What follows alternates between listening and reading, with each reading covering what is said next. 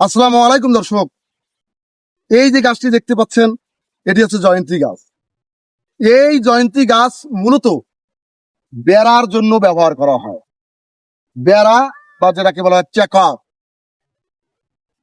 এই জয়ন্তী গাছ সেজন্যই ব্যবহার করা হয়। আপনারা যেভাবে জয়ন্তী গাছ লাগাবেন সেভাবেই হয়ে যাবে। এই জয়ন্তী গাছ মূলত বেড়ার কাজেই ব্যবহার করা হয়। তো আজকে আমি এই জয়ন্তী গাছে আসার কারণ, এই জয়ন্তী গাছেরও আবার সুন্দর ফুল ফোটে, ফুল হয়।